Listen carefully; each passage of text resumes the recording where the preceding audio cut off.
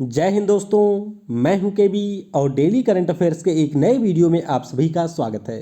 तो आज की इस वीडियो में हम 19 दिसंबर 2020 से जो भी महत्वपूर्ण प्रश्न आपकी परीक्षाओं में पूछे जा सकते हैं उन सभी प्रश्नों को डिस्कस करेंगे। तो आइए इस वीडियो की हम शुरुआत करते हैं। पहला प्रश्न है, दिसंबर 2020 में फीफा बेस्ट मेंस फुटबॉल खिलाड़ी 2020 का खिताब किसने जीत लिया है? यानी कि फीफा के द्वारा वर्ष 2020 के लिए men's player of the year का पुरस्कार किसे मिला है? तो ये दिया गया रॉबर्ट लेवानडोस्की को। तो इस प्रश्न का ऑप्शन सी करेक्ट होगा। तो थोड़ा सा आप ध्यान रखेंगे, अटपटा सा नाम है। पोलैंड की जो राष्ट्रीय फुटबॉल टीम है उसके वर्तमान में ये कप्तान है और इन्हीं को इस वर्ष फीफा के द्वारा बेस्ट मेंस फुटबॉल खिलाड़ी का पुरस्कार दिया गया है और इन्होंने इसके साथ में एक रिकॉर्ड भी बना दिया है। पिछले अगर हम लोग 13 वर्षों की बात करते हैं तो 13 वर्षों में दूसरा ये मौका है जब लियोनल मेसी या फिर क्रिस्टियानो रोनाल्डो के अलावा किसी अन्य खिलाड़ी को फीफा के द्वारा बेस्ट मेंस फुटबॉल खिलाड़ी का पुरस्कार मिला हो। तो ये आप ध्यान रखेंगे। जैसा कि मैंने आपको बताया कि पोलैंड की जो फुटबॉल टीम है उसके वर्तमान में ये कप्तान है और बायर्न म्यूनिख नाम का जो फुटबॉल क्लब है उसके लिए भी ये खेलते हैं। तो इन्हीं को men's player of the year का पुरस्कार मिला है। अब दूसरा नाम भी आपको ध्यान रखना है जो कि है इंग्लैंड की लूसी ब्रांज का। किसका नाम है? इंग्लैंड की है लूसी ब्रांज और इन्हें फीफा के द्वारा best women's player of the year का पुरस्कार दिया गया है और इस प्रकार से इंग्लैंड की ये पहली महिला खिलाड़ी बन गई हैं जिनको फीफा के द्वारा बेस्ट फीमेल फुटबॉल खिलाड़ी के रूप में पुरस्कृत किया गया है। तो ये आप ध्यान रखेंगे। तो फीफा की बात करते हैं जो कि अंतर्राष्ट्रीय स्तर पर फुटबॉल के लिए गवर्निंग बॉडी है। इसका मुख्यालय आपको मिलेगा स्विट्जरलैंड के ज्यूरिक में और इसके वर्तमान में अध्यक्ष हैं गियानी इन्फेंटिनो। अब फुटबॉल गेम की बात हुई है तो दो तीन चीज़ें आपको ध्यान रखनी है, जैसे कि फुटबॉल का जो क्लब विश्व कप है 2020 वाला ये आपके कतर में प्रस्तावित है। 2021 वाला ये प्रस्तावित किया गया है जापान में। 2022 में जो पुरुषों का फुटबॉल विश्व कप होगा इसका आयोजन किया जाएगा कतर में और 2023 में जो महिलाओं के फुटबॉल का विश्व कप होगा इसका आयोजन ऑस्ट्रेलिया और न्यूजीलैंड देशों में किया जाएगा। इसके बारे में आप याद रखेंगे। और फीफा की जो अभी रैंकिंग आई थी उसमें हमारा देश 104वें स्थान पर है। कितने स्थान पे? 104वें स्थान पे है हमारा देश भारत। तो ये सारी चीज़ें आपको फुटबॉल के बारे में याद रखनी है और इस वीडियो की जो पीडीएफ है वह आपको मिल जाएगी टेलीग्राम के ऊपर। तो टेलीग्राम से आप इसके पीडीएफ को डाउनलोड कर सकते हैं और वीडियो अगर आपको पसंद आता है तो इसे लाइक करने के साथ अपने दोस्तों से शेयर करना बिल्कुल भी मत भूलिएगा। और अगर आपका भी आरआरबी एनटीपीसी का एग्ज़ाम 28 से 30 के बीच में है तो वह भी आप नीचे कमेंट में ज़रूर बताइएगा। अगला प्रश्न है, दिसंबर 2020 में किस राज्य की सरकार ने परिश्रम नामक एक पोर्टल को लॉन्च कर दिया है? तो ये पोर्टल लॉन्च किया है उड़ीसा राज्य की सरकार ने, यानी कि इस प्रश्न का ऑप्शन बी करेक्ट होगा। तो उड़ीसा नाम का जो हमारा राज्य है उसके वर्तमान में सीएम है नवीन पटनायक जी और इन्हीं के द्वारा अभी जो उड़ीसा का श्रम और कर्मचारी राज्य बीमा विभाग है यानी कि ईएसआईसी है उसके 22 ऑनलाइन सेवाओं को लॉन्च किया गया। इसके अलावा परिश्रम पोर्टल को लॉन्च किया गया है। तो सिंपली आपको ध्यान रखना है कि परिश्रम नाम का जो पोर्टल है इसे उड़ीसा की सरकार ने लॉन्च किया है। काम इसका क्या होगा? तो इसके माध्यम से राज्य में जो इंडस्ट्रियल डेवलपमेंट है उसको प्रमोट करना है, यानी कि ये इसका पहला काम होगा। और दूसरा है कि ईज ऑफ डूइंग बिजनेस को राज्य में आसान बनाया जाए, यानी कि व्यापार करने में लोगों को आसानी हो। इसी के उद्देश्य से यहाँ पर 5T मिशन के अंतर्गत परिश्रम नाम के पोर्टल को लॉन्च किया है उड़ीसा की सरकार ने। अब उड़ीसा की बात हुई है तो राजधानी आपको मिल जाएगी भुवनेश्वर में। राज्यपाल हैं गणेशी लाल, मुख्यमंत्री यहाँ के हैं नवीन पटनायक, पार्टी इनकी है बीजू जनता दल। उच्च न्यायालय आपको मिलेगा कटक में और कल ही मैंने आपको बताया था कि डॉक्टर एस मुरलीधर इसके नए मुख्य न्यायाधीश नियुक्त किए जाएंगे। राष्ट्रीय पार्क आपको दो मिलेंगे, एक तो है सिमलीपल, दूसरा है भीतर कनिका। टाइगर रिजर्व की बात करते हैं तो ये भी दो हैं, सिमलीपल और सतकोसिया। कई सारे आपको मंदिर मिलेंगे उड़ीसा में जो कि बहुत ही महत्वपूर्ण है, जैसे कि लिंगराज का मंदिर हो गया, जगन्नाथपुरी का मंदिर है, कोणार्क सन टेम्पल है, गुदिंचा का मंदिर है, मुक्तेश्वर मंदिर है, ब्रह्मेश्वर मंदिर है। तो ये सारे आपको मिल जाएंगे उड़ीसा में। अब उड़ीसा से जुड़े हुए कुछ अन्य महत्वपूर्ण प्रश्न भी जान लेते हैं, जैसे कि इनके यहाँ पर जो राज्य सम्मान दिया जाता था उसका नाम बदल करके सुनंदा पटनायक जी के नाम पर रखा गया, जिनकी इसी वर्ष डेथ हुई थी। गरिमा नाम से एक सामाजिक सुरक्षा योजना भी लॉन्च किया है उड़ीसा राज्य की सरकार ने। स्वच्छ जल की आपूर्ति के लिए Sujal drink from tap mission भी लॉन्च किया गया। जगह मिशन, इसके दूसरे चरण को भी उड़ीसा की सरकार के द्वारा लॉन्च किया गया है। इलेक्ट्रिसिटी ग्राहकों के लिए मो विद्युत नाम का पोर्टल भी यहाँ पर लॉन्च किया गया है। इसके अलावा आप ध्यान रखेंगे कि जो हमारी कई सारी मिसाइलें हैं, जैसे कि ब्रह्मोस हो गया, शौर्य हो गया, स्मार्ट हो गया या फिर निर्भय हो गया, इन सभी का परीक्षण अभी हाल ही के दिनों में उड़ीसा में ही हुआ है, चाहे वह चांदीपुर में हुआ हो या फिर बालासोर में हुआ हो। अमा शहर और स्वच्छ शहर नाम के 2 ऐप लॉन्च किए गए। अर्बन गवर्नेंस इंडेक्स जो अभी दिसंबर में जारी हुआ था, यानी कि शहरी प्रशासन के लिए जो रिपोर्ट आई थी, उसमें भी ये रहा था पहले स्थान पर। 10वां जो वार्षिक AZ अवार्ड दिया गया 2020 के लिए, उसमें उड़ीसा के कृषि भवन को पुरस्कृत किया गया है। नित्यानंद नायक को सरला पुरस्कार दिया गया और अगले 3 वर्षों के लिए उड़ीसा राज्य को हमारे यहाँ की जो राष्ट्रीय रग्बी टीम है उसके स्पॉन्सरशिप के लिए भी चुना गया है। तो ये सारी चीज़ें आपको उड़ीसा से याद रखनी है। अगला प्रश्न, ये भी काफ़ी ज़्यादा महत्वपूर्ण प्रश्न है। भारत का कौन सा चिड़ियाघर गुणवत्ता प्रबंधन मानक प्रमाणन ISO सर्टिफिकेट प्राप्त करने वाला भारत का पहला जू बन गया है? तो इस प्रश्न का सही उत्तर होगा नेहरू जूलॉजिकल पार्क। तो इस प्रश्न का ऑप्शन ए करेक्ट होगा। अब यहाँ पर आपको ये ध्यान रखना है कि तेलंगाना की राजधानी है हैदराबाद में और वहीं पर आपको मिलेगा नेहरू जूलॉजिकल पार्क। तो नेहरू जूलॉजिकल पार्क को अभी यहाँ पर ISO सर्टिफिकेशन 9001-2015 दिया गया है। तो इस प्रश्न का ऑप्शन ए करेक्ट होगा। तो मिला क्यों है? तो इनके यहाँ पर पशुओं के देखभाल की व्यवस्था अच्छी है। अगर हम लोग पशुओं के प्रजनन की बात करते हैं तो उसकी भी व्यवस्था अच्छी है। स्वच्छता, खाद्य प्रसंस्करण या फिर जो भी पैरामीटर होते हैं, जैसे कि जू का अस्पताल हो गया, इन सभी का मूल्यांकन किया गया और उसी के आधार पर ISO प्रमाणन दिया गया है नेहरू जूलॉजिकल पार्क को। इससे पहले मैंने आपको बताया था कि जो फैकल sludge and safety management scheme है उसके लिए ISO सर्टिफिकेट मिला है किसे? भुवनेश्वर को। तो ये उड़ीसा का एक शहर है, यानी कि उड़ीसा की राजधानी है और इसको भी सर्टिफिकेट मिला है। तो दोनों के बारे में आप ध्यान रखेंगे। अगर आपसे पूछ लिया जाता है कि पहला चिड़ियाघर कौन सा है, तो आपका उत्तर होगा नेहरू जूलॉजिकल पार्क हैदराबाद में। और अगर आपसे ये पूछ लिया जाता है कि पहला शहर कौन सा है भारत को जिसको मिला है, तो वो आपका है भुवनेश्वर। और अभी कुछ समय पहले ही मैंने डिस्कस किया था कि जो हमारे यहाँ पर वन, पर्यावरण और जलवायु परिवर्तन मंत्रालय है, उनके द्वारा बिहार में जो राजगीर जू सफारी है इसको, और उत्तर प्रदेश के गोरखपुर में जो शहीद अशफाकुल्ला खां प्राणी उद्यान बन रहा है, इनको चिड़ियाघर के रूप में मान्यता दी गई है। तो काफ़ी सारा महत्वपूर्ण चीज़ें हैं जिनको बारे में आपको यहाँ पर याद रखना है। अब आपने एक टर्म सुना होगा जिसका नाम है ISO, यानी कि इंटरनेशनल ऑर्गेनाइजेशन फॉर स्टैंडर्डाइजेशन। अब ये होता क्या है? तो पहले तो आप ध्यान रखेंगे कि यह एक संस्था है जिसकी स्थापना UK की राजधानी लंदन में की गई थी 1947 को। कब? फरवरी 1947 में इसकी स्थापना हुई थी। हालांकि अगर इसके हम मुख्यालय की बात करते हैं तो वो आपको मिल जाएगा जिनीवा, स्विट्जरलैंड में। अब ये संस्था काम क्या करती है?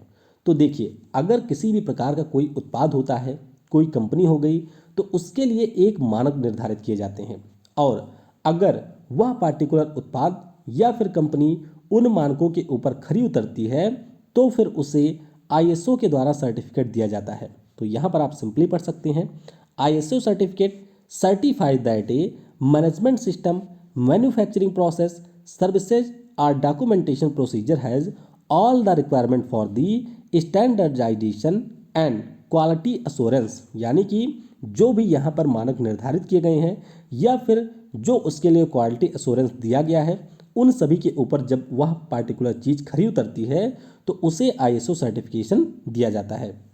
और इसी प्रकार से बहुत सारी जो कंपनियां होती हैं या फिर जो हमारे एनर्जी मैनेजमेंट के क्षेत्र की कंपनियां हैं, उन सभी को भी ISO सर्टिफिकेशन दिया जाता है। और आपने देखा होगा कि जब ISO सर्टिफिकेशन दिया जाता है तो उसके सामने आपको इस प्रकार का टर्म भी देखने को मिलता है। इसका सिंपली मतलब होता है कि इस वर्ष इस पार्टिकुलर चीज़ के लिए यहाँ पर क्या मानक निर्धारित किए गए थे उसके आधार पर यहाँ पर सर्टिफिकेट दिया गया है। तो जैसे आप देखते होंगे ISO 9001 2009 2015, तो यहाँ पर आखिरी में जो ईयर होता है उसके आधार पर यहाँ पर मान्यता दी जाती है। तो आई होप आपको समझ में आया होगा ISO सर्टिफिकेशन के बारे में। अगला प्रश्न है, दिसंबर 2020 में इनमें से कौन सा देश इंडियन ओशियन रिम एसोसिएशन का 23वां सदस्य देश बन गया है? तो इस देश का नाम है फ्रांस, यानी कि इस प्रश्न का ऑप्शन डी करेक्ट होगा। तो बहुत ही ज़्यादा महत्वपूर्ण प्रश्न है। आपको ध्यान रखना है कि इंडियन ओशियन रिम एसोसिएशन का सदस्य बनने वाला फ्रांस यूरोप का पहला देश बन गया है, यानी कि यूरोप का कोई भी देश इस एसोसिएशन का सदस्य नहीं है। तो ओवरऑल ये बना है 23वां सदस्य। तो अभी इंडियन ओशियन रिम एसोसिएशन के 19वीं बैठक का आयोजन किया गया, मंत्री स्तरीय बैठक थी और ये हुआ आबू धाबी में UAE के शहर, और वहीं पर यह घोषणा की गई कि फ्रांस इसका 23वें नंबर का सदस्य बनेगा।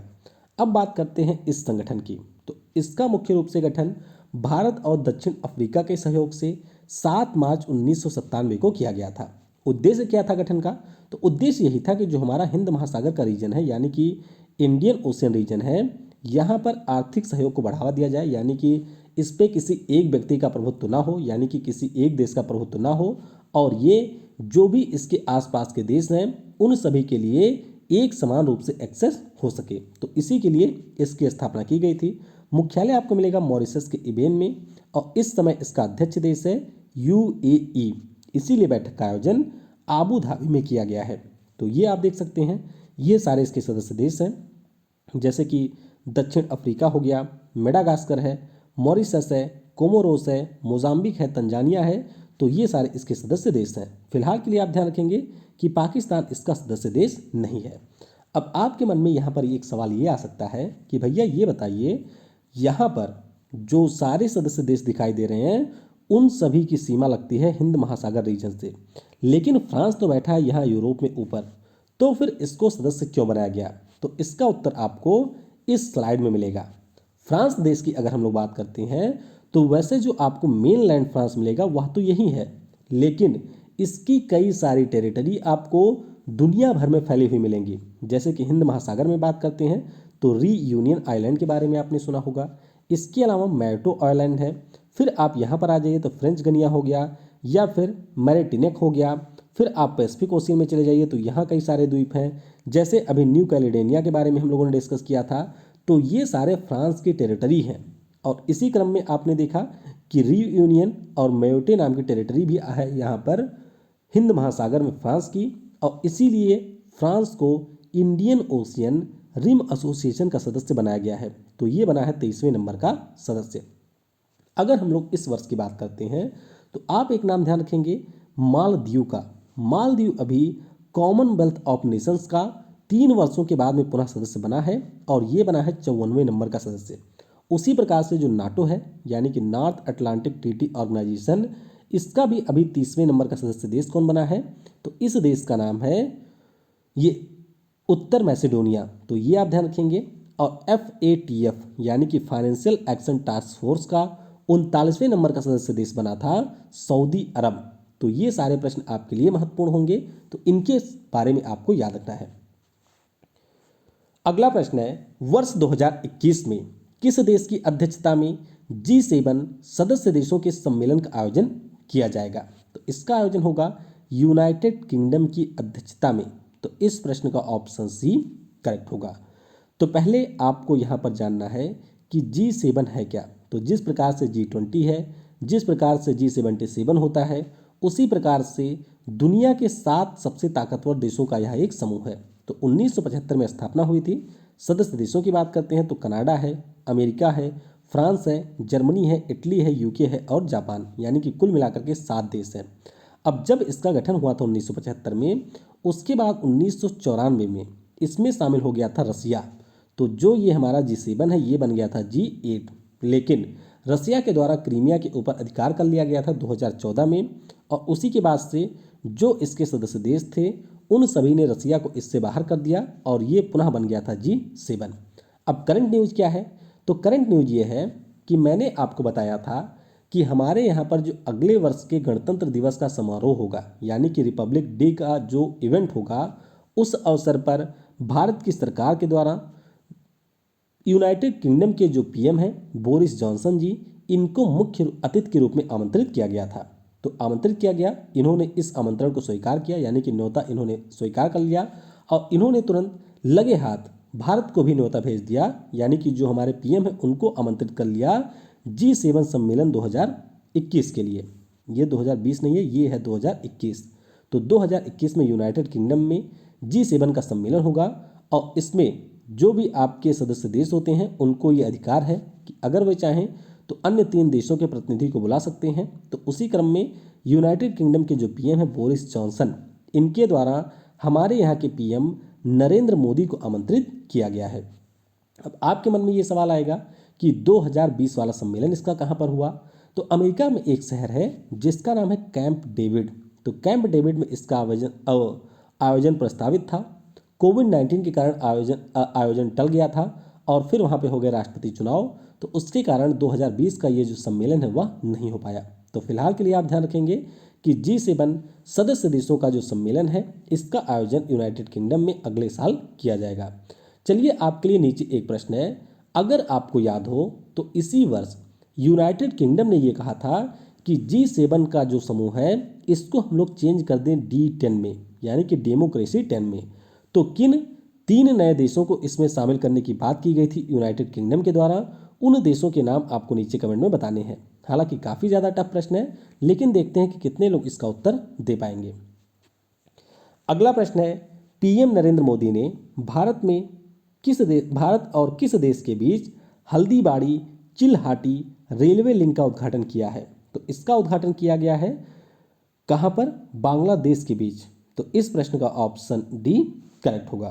तो फिलहाल के लिए आप ये ध्यान रखेंगे कि हमारे देश के जो पीएम है नरेंद्र मोदी साहब और बांग्लादेश की जो पीएम है शेख हसीना साहिबा, तो इनके बीच में अभी द्विपक्षीय शिखर सम्मेलन का आयोजन किया गया। तो वर्चुअल माध्यम से ये शिखर सम्मेलन हुआ और इसी दौरान दोनों देशों के पीएम के द्वारा संयुक्त रूप से हल्दीबाड़ी चिल्हाटी रेलवे लिंक का भी उद्घाटन किया गया। तो ये रेलवे लिंक पहले से ही ऑपरेशनल था, लेकिन 1965 में जब युद्ध हो गया था भारत और पाकिस्तान के बीच में, उसी के बाद से ये हो गया था बंद। तो इसको अब पुनः संचालित कर दिया गया है।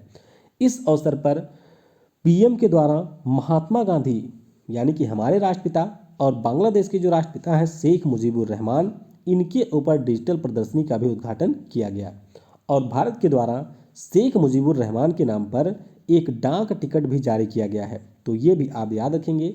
बांग्लादेश की यहाँ पर बात हुई है, तो मैंने अभी आपको बताया था कि संयुक्त राष्ट्र के द्वारा क्रिएटिव इकोनॉमी के लिए एक पुरस्कार की घोषणा की गई है जो कि शेख मुजीबुर रहमान के नाम पर होगा। तो ये आप ध्यान रखेंगे। भारत और बांग्लादेश के बीच में एक सड़क है जिसका नाम है स्वाधीनता सड़क। तो ये भी अगले साल यानी कि मार्च 2021 से संचालित हो जाएगी। तो ये भी आप याद रखेंगे। बांग्लादेश की अगर हम लोग बात करते हैं तो ये आप देख सकते हैं, ये है बांग्लादेश और ये हमारे कई राज्यों के साथ में सीमा बनाता है। कितने राज्य हैं? कुल मिलाकर के इनकी संख्या है 5। कौन कौन से? पश्चिम बंगाल है, असम, मेघालय, त्रिपुरा और मिजोरम। तो ये 5 राज्य हैं जिनके साथ ये सीमा बनाता है। यहाँ पर आप देखेंगे ये हो गया पश्चिम बंगाल। उसके बाद में थोड़ा सा आप ऊपर चलेंगे तो ये है असम जो कि 2 स्थानों से सीमा बनाता है। फिर थोड़ा सा आप नीचे आएंगे तो यहाँ पर मिल जाएगा आपको मेघालय।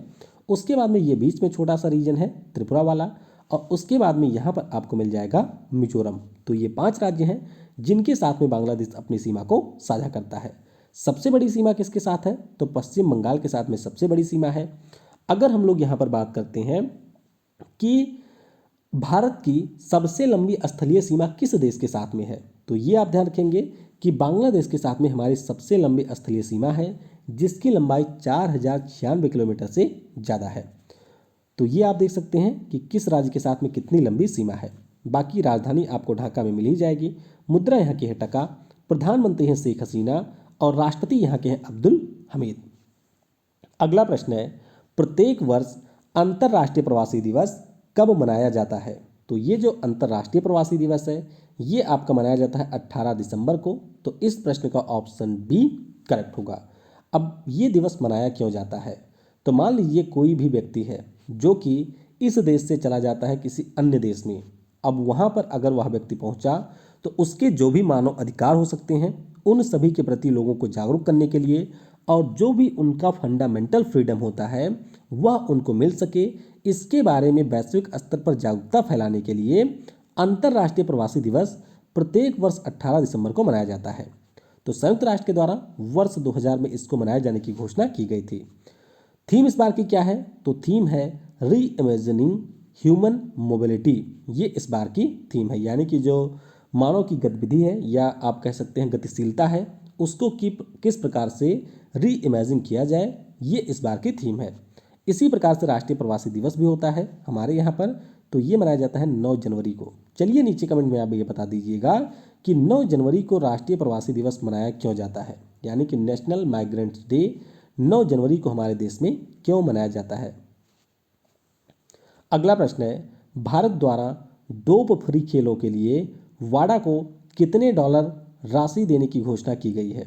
तो यहाँ पर कुल मिलाकर के $1 मिलियन की सहायता राशि देने की घोषणा की गई है। तो इस प्रश्न का ऑप्शन ए करेक्ट होगा। अब वाडा के बारे में आपको पहले भी कई बार बता चुका हूँ। इसका पूरा नाम है वर्ल्ड एंटी डोपिंग एजेंसी। काम इसका क्या होता है? तो इसका मुख्य रूप से काम होता है कि जो भी हमारे अंतर्राष्ट्रीय स्तर पर खिलाड़ी होते हैं वह किसी भी प्रकार के खेल में कोई ऐसा प्रतिबंधित पदार्थ ना ले सकें जिससे उनकी स्टेमिना बढ़ जाए और वह किसी पार्टिकुलर खेल में अच्छा परफॉर्मेंस करके वहाँ पर कोई मेडल वगैरह जीत लें। यानी कि डोप फ्री खेलों के आयोजन के लिए यह एक अंतर्राष्ट्रीय स्तर पर निकाय है।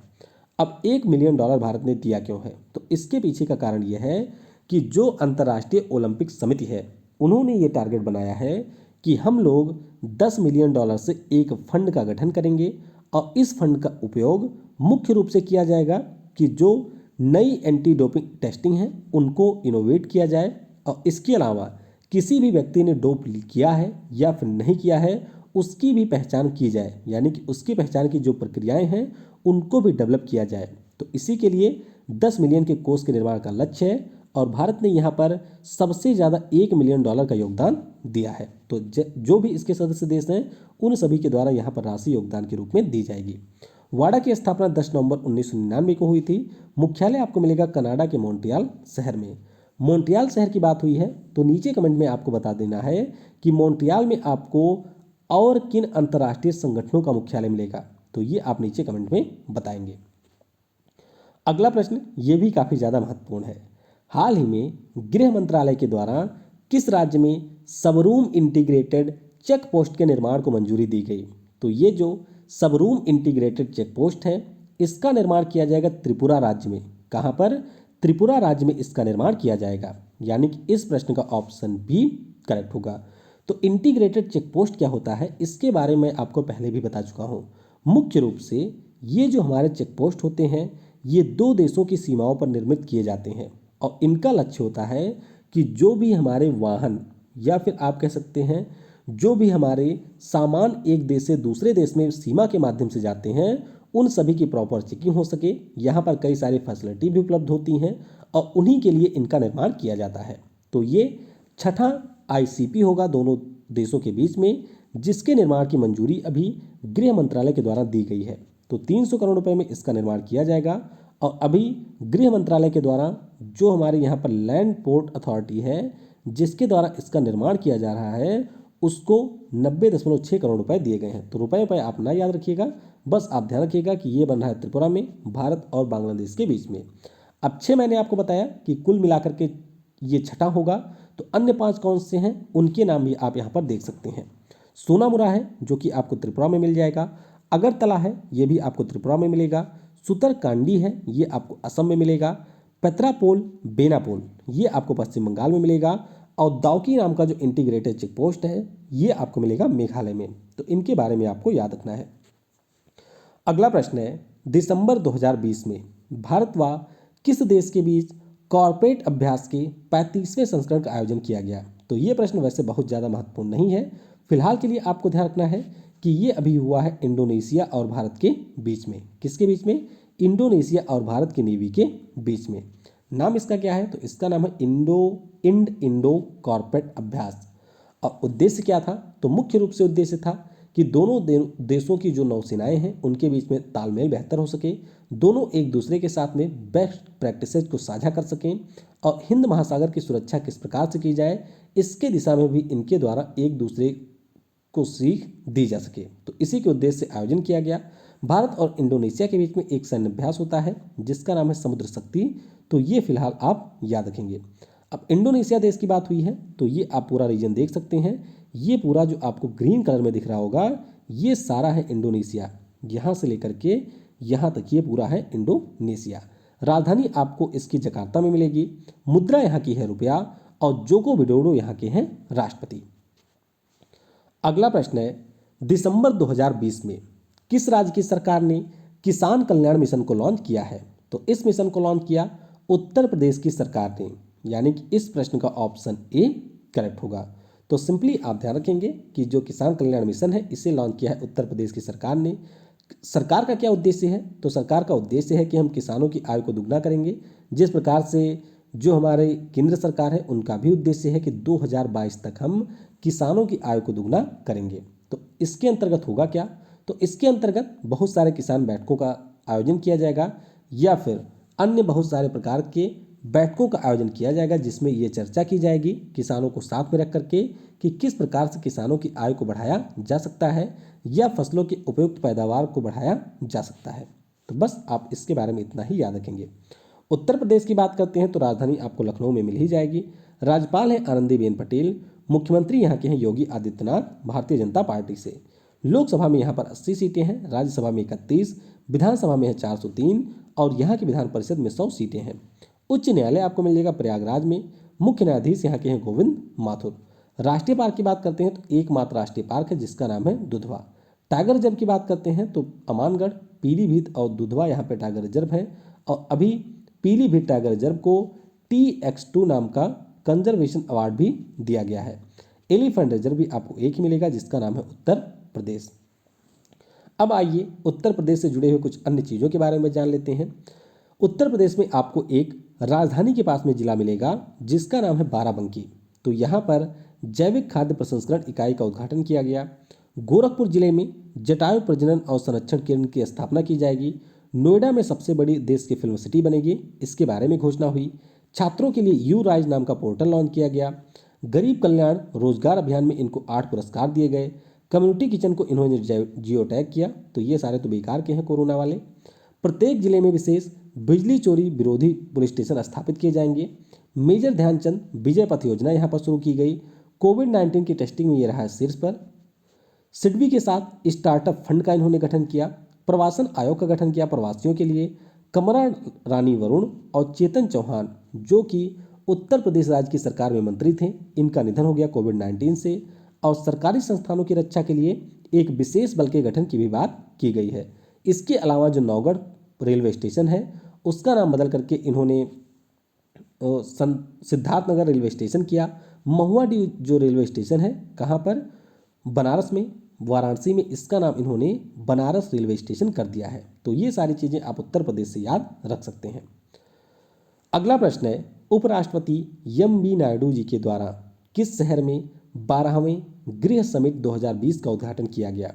तो ये जो गृह समिट है इसका उद्घाटन किया गया है हैदराबाद में। तो इस प्रश्न का ऑप्शन सी करेक्ट होगा। अब गृह का पूरा नाम है क्या? तो इसका पूरा नाम है green rating for integrated habitat assessment. तो आप यहाँ से समझ सकते हैं कि ये जो हमारा गृह नाम का संस्थान है इसके द्वारा जो भी हमारी ग्रीन बिल्डिंग का निर्माण किया जाता है उसको रेटिंग दी जाती है या फिर उसकी समीक्षा की जाती है कि इसके अंतर्गत जो भी बिल्डिंग तैयार हुई है क्या वह जो भी स्टैंडर्ड हैं उनके आधार पर बनी है या फिर नहीं। अब बात थोड़ा सा गृह की पहले कर लेते हैं। तो हमारे यहाँ पर जो नवी और नवीकरणीय ऊर्जा मंत्रालय है उसके द्वारा इसे डेवलप किया गया है। और जो हमारे यहाँ पर the energy and resources institute है जिसे हम लोग तेरी के नाम से जानते हैं उसकी एक पहल है गृह। तो गृह परिषद हैदराबाद के द्वारा इसका वर्चुअली आयोजन किया गया और हमारे जो उपराष्ट्रपति हैं MB नायडू जी उनके द्वारा इसका उद्घाटन किया गया है। थीम की अगर हम लोग बात करते हैं तो थीम इसकी रही रिजुवेनेटिंग रेजिलिएंट हैबिटेट्स, यानी कि जो हमारे रेजिलियंट हैबिटेट हैं उनको रिजुविनेट करना है। ये इसकी रही थी थीम। तो थोड़ा सा इसके बारे में भी आपको याद रखना है। बाकी आइए कुछ अन्य चीज़ें भी जान लेते हैं। भारतीय राष्ट्रीय राजमार्ग प्राधिकरण यानी कि national highway authority of India के वर्तमान में अध्यक्ष हैं सुखवीर सिंह संधू, और अभी इनको 6 माह के कार्यकाल का विस्तार दिया गया है। तो ये आप याद रखेंगे। प्रत्येक वर्ष 18 दिसंबर को संयुक्त राष्ट्र अरेबिक लैंग्वेज डे मनाया जाता है। तो 18 सितंबर को 1973 में अरबी भाषा को संयुक्त राष्ट्र की आधिकारिक भाषा का दर्जा दिया गया था, और इसी के उपलक्ष्य में 18 दिसंबर को संयुक्त राष्ट्र अरेबिक लैंग्वेज डे मनाया जाता है। संयुक्त राष्ट्र की आधिकारिक भाषाएं कितनी हैं? तो इनकी संख्या है 6। अब थोड़ा सा नाम मुझे याद नहीं है कंफर्म, तो 6 इसकी भाषाएं हैं। अगर आप लोग चाहें तो नेट पे सर्च कर सकते हैं कौन कौन सी हैं। भारत के द्वारा उड़ीसा में जो बालासोर तट है, यहाँ पर बैलिस्टिक मिसाइल पृथ्वी 2 का अभी परीक्षण किया गया है। तो पृथ्वी 2 मिसाइल से आप ये ध्यान रखेंगे कि DRDO ने इसे डेवलप किया है, और इसकी मारक क्षमता है 350 किलोमीटर, यानी कि 350 किलोमीटर की दूरी में किसी भी टारगेट को ये हिट कर सकती है। नंदन नीलेकनी जी और तनुज भोजवाणी जी के द्वारा एक पुस्तक लिखी गई है जिसका नाम है the art of bitfulness keeping sane in digital world. तो ये पुस्तक लिखी गई है नंदन नीलेकनी जी के द्वारा। तो शुरुआत का नाम आपको ध्यान रखना है, द आर्ट ऑफ बिटफुलनेस, ये इस पुस्तक का नाम है।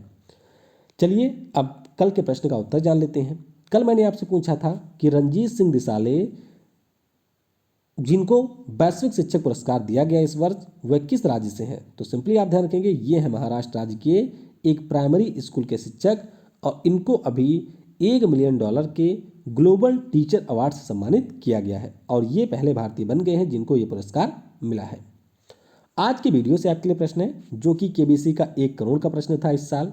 जून 2020 में पृथ्वी के सबसे गहरे स्थान चैलेंजर डीप से सफलतापूर्वक लौटने वाली पहली महिला कौन बनी? तो इस प्रश्न का उत्तर आपको नीचे कमेंट में बताना है। बाकी वीडियो आपको कैसा लगा ये भी आप नीचे कमेंट में बता सकते हैं। Thanks for watching. जय हिंद, जय भारत, और सबसे जरूरी, पढ़ेगा भारत तो बढ़ेगा भारत।